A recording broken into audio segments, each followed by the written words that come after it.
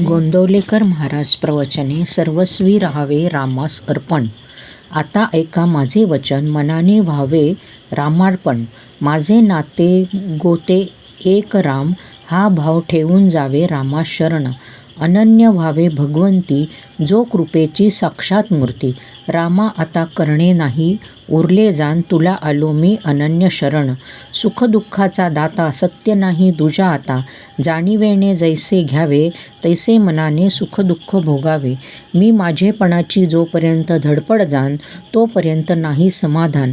सर्वस्वी राहावे रामास अर्पण, हाच उपाय सांगती साधुजन. रामाला अर्पण व्हावे कोण्या रीती, त्याचा मार्ग सज्जन सांगती. प्रयत्ने विण राहो नये, फळाची आशा ठेवू नये. भगवंताला विसरू नये, कर्तव्य या दृष्टीने कर्म करावे. प्रथम राखावे भगवंताचे अधिष्ठान, तेथे व्हावा प्रयत्नांचा उगम. अखंड राखावे अनुसंधान, येणे कर्म होईल सहज रामार्पण. वृत्ती राखावी अत्यंत शांत, हेच संतांचे मुख्य लक्षण जाण. जे जे घडेल काही, तेथे राम इच्छेने पाही. असा करावा संसार, परी असावे खबरदार. त्राता राम जाणूनी चित्ती, निर्भय करावी आपली वृत्ती. थोर भाग्य उदया आले, रामराय घरी आले. आता व्हावे रामाचे आपणा व्यवहार, प्रपंच करावा जतन. न दुजाचा दोष पहावा, त्याचा आपणा पाशीच ठेवा. देह आहे परतंत्र, मन राखावे भगवंताशी स्वतंत्र. मनाने जो बांधला, परतंत वाटेल त्याला. शरण गेला रामचरणी, त्याला नाही दुजी हानी. अखंड करावे नामस्मरण, नीतिधर्माचे असावे आचरण.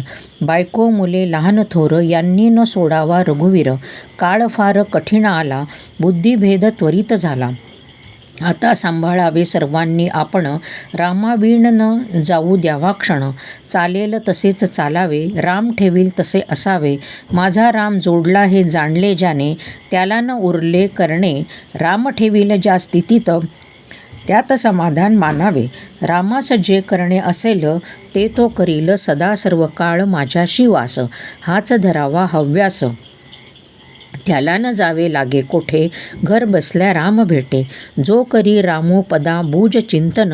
तयास नाही यमाचे बंधन, संतांची सेवा केली मदभाग्य घरी आले.